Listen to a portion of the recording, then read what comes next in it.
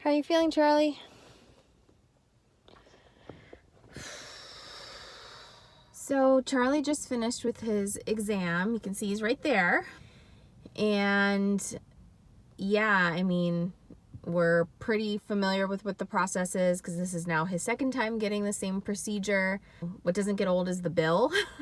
Just my husband and I are probably going to go through it tonight and just kind of make sure there isn't any additional things we're going to get charged for. Like, for example, one of the things we're asking them to do while he's in surgery, since he's already going under anesthesia, was he has a few little growths happening near his eye, and those growths are starting to get like really big and irritate him, and I'm worried that if they keep growing, they're gonna eventually grow into his eyelid. So we've asked if, like, hey, since he's already under anesthesia, can you also just cut those off or zap them off with a laser, whatever they do. So they also offered to send them to, after removing them, sending them to a lab for review. But I mean, our point of view is, well, we already know he has cancer, so what else could you be looking for? He's already on chemo. I'm not sure there's something else that would be worthy of figuring out, and it's of course another additional cost, I think of like $400 to $500. So in the whole lot of stuff that Charlie has, it just seems like it's not going to be something that's going to be a game changer. But of course, we'll do a little research. We did ask the doctor some questions as well, and it just doesn't seem like it's something we really need to dig into. Overall, Charlie seems fine. It was a quick 30-minute examination. So the next steps are the surgeon's going to be communicating with our oncologist just to make sure Charlie's okay to move forward with surgery this week. He is on chemo, so we did stop him on the chemo the end of last week, but I think there's a certain amount of time that they recommend passes before he goes under anesthesia or has any sort of surgical procedures or incisions since he's on chemo. So after they discuss or connect, they're going to let us know a good target date. Hey guys, so it's about 24 hours later. God, it's so hard to do this every time, but just dropped off Charlie for surgery. I don't even know why I'm getting so emotional because we've been through this so many times, but you know, I remind myself that like I'm doing the best I can, and I know Charlie appreciates it, and he's getting the best care and all those things. But you know, I know dog owners out there know that, you know, dogs know when they're going to like the vet, so he's shaking and nervous, and you know, that just makes it really hard and pulls at my heartstrings. But again, I remind myself I'm like doing this procedure so we can extend Charlie's life as much as possible, and so that he can have a happy, healthy life as long as possible. So it is what it is. It's around 7:30 a.m. in the morning. I think they're going to do the surgery later today, probably this afternoon or, you know, around lunchtime. So I don't know how it all works at this specific hospital because Charlie hasn't had a procedure done at this specific hospital before. But yeah. So it's been a long day, but we're home. Charlie's home. Let you guys take a look at him over here.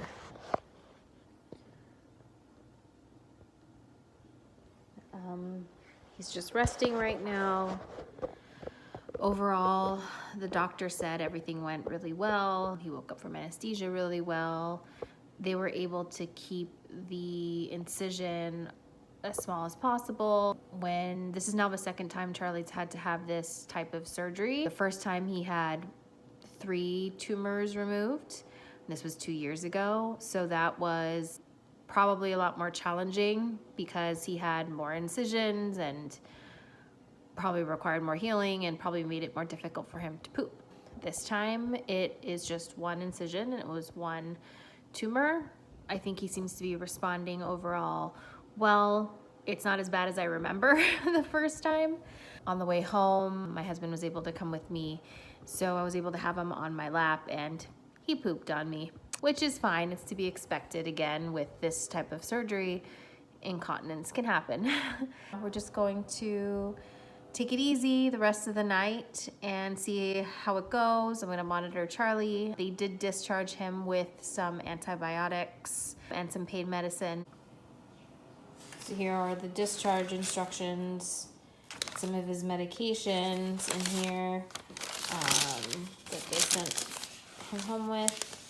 They also said that I had to keep the wound clean, and I have to try to give him his medications. I would try to give him one of his medications already, and he didn't want to take it. So we're just going to try to let him relax. Hopefully once he's a little bit more comfortable, he'll take his medications and hopefully eat something. I'm glad you're doing okay, Charlie. So it's been about 24 hours since Charlie had his surgery, maybe about 12 to 15 hours since he's been home. I would say overall he's doing very, very well. I'm really glad I decided to bring him home last night because I think I mentioned this yesterday, but the vet did offer to keep him for 24 to 48 hours in what they call intensive care to take care of him. I think they offer that to pretty much any pets that they have or animals that they're working with, because it can be a lot of work, especially if you have anything else going on, if you're dealing with small children or have a job where you can't be at home. Like, I totally understand, but for me, I am home, and I know I'm able to do it because again, he's had this type of surgery before, so I knew what to expect, and I'm glad I did because it also helped a little bit with savings. So considering all those factors, I'm glad I brought him home. He pooped on himself a couple times. Again, was to be expected, and I was given like all the instructions on how to do my best to keep the wound clean and what to do when that happens. So overall, Charlie's doing great. I'm glad he's home, and I'm glad everything is going as smooth as could possibly go so far.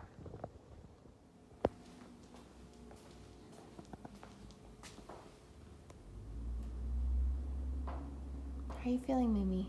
You feel okay? You a little tired? You can see they sort of shaved his arms, probably for the IVs. And then they also shaved his behind. His wound is underneath, but you're looking good, Charlie. You look better. You look a lot better.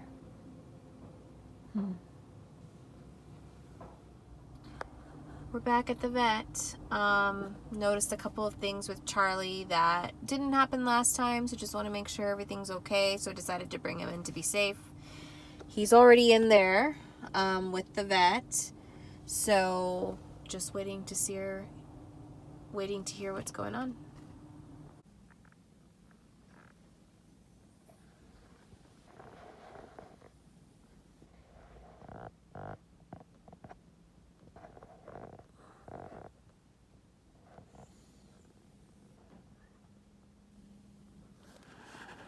So usually get a pee pad, which I have here, put on gloves, wipes. This is usually what happens when Charlie has an accident or when it's time to go out. All right, Charlie, wanna go pee-pee? Let's go pee-pee, come on. Let's go, come on. Let's go pee-pees. He does not like going because he knows that there's a chance I might have to wipe him. And he does not like being wiped. So, here we go.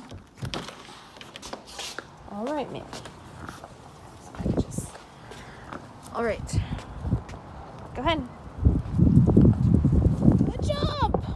You kind of see the wound right there. Oh.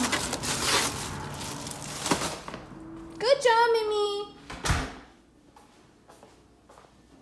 Good boy. Oh, he's probably gonna get a dingle hopper. So it's been about, my goodness, 5 days, I think. I think today's day 5. Let's see, Wednesday, Thursday, Friday, Saturday, Sunday. Today's Monday, 5 days. And the past few days were really, really tough. We've been through this before, like I've said, and this time around was much more challenging. Obviously 2 years ago when we had the surgery done the first time, Charlie was younger, on less medications. He'd never had surgery in that area. He'd never even had surgery other than getting his teeth cleaned and going under anesthesia for that. So I just think there's been a lot of changes in Charlie's health. A couple of things were happening. Number one, I'm thinking he just wasn't healing as easily because Charlie also does have Cushing's, which can make it a little bit more difficult to heal, especially on the skin. It can impact the dog's skin and become more susceptible to like skin infections or rashes, and their skin is just more sensitive and irritable. So I think that's number one. Number two, again, this is surgery in an area that's already had surgery, so that's impacted. The tumor was in deeper than before. And number three, his stools. Oh my goodness. Like, his stools from like the first day were just super soft, like diarrhea basically. And you know, if his behind is a clock, the surgery, the incision is between the 6 and the 9. So every time he's going poop, there's like a 50% chance that it might fall that way, especially if it's like diarrhea. So it's been super hard to keep the incision area like clean. And on top of it all, it's sensitive. So every time I'm patting it, I feel like I'm inflaming the incision. On top of it all, he has incontinence. So he's pooping like 20 times a day, and he's not having like huge poops, but because he has incontinence, a little poop will pop out and his tail will go down and he won't know it. Like, he won't know that a little poop has popped out. And so there'll be a little, I've been calling them dingle hoppers, a little dingle hopper sitting there. His tail smushes it and smashes it all around, creating a huge mess. And when I say mess in that area, but he obviously is sitting a lot. He sits on the mat, he'll sit on the towel, he'll sit on the floor, he'll rub around, and it gets everywhere. So I've been trying to monitor him. I in the 24 hours a day, I have to like sleep and like eat and do things. So I can't like sit there and be like watching him 24 hours a day to make sure poop hasn't come out. So the worst one was last night, you guys. And I thought we were like getting through. I'm like, okay, we've been through the toughest part. So last night, he was doing so well. His stools are starting to at least, you know, become a little bit more formed. I don't know what happened. Like a little dingle hopper must have fell off, but not only did it fall off, but he got so excited because we just came in from pooping and everything looked fine. So he was so excited because I didn't have to wipe anything. And so he gets in his bed and he starts scratching around, and I see the dingle hopper. It's like slow motion, just like pop off, go onto his bed, and I see him digging, and I'm like, no! He rubs his face in it. See his poop like here and here, like rubbed, smushed in. And that was last night, you know, like 2 o'clock in the morning. Had to wash his face over the sink as best as I could. So it's been a lot. Let me show you guys what he looks like now. Hi, Charlie's. Here he is. This is sort of what we've been doing. We've been getting a bed, then a towel. Charlie has his own towels, AKA old beach towels that we use for him. And then on top of that, we usually put a pad, and you can see there's a pad under there. But you know, Charlie sometimes wiggles around and it kind of gets crumpled like that. But are you feeling good, Charlie? Starting to feel better? Oh, Mimi, Mama loves you. Poor little thing. I still have this here because when I am turning my back or I can't watch him, I put this back on. But again, if I'm watching him closely, I let him relax and take it off. So I think that's all I'm gonna record for this. I might do a part 2. He's getting his stitches removed in a couple days. No, I'm sorry, next week. Not a couple days, I don't even know what day it is. Next week, so I'll either do a part 2 or maybe create content around that. We'll see, but almost there, guys. And what I will say is, of course, it's worth it. I know it's been a tough week, but I really do think that this is going to extend Charlie's life and quality of life.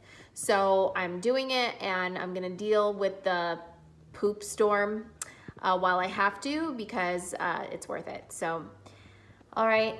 Thank you, everyone.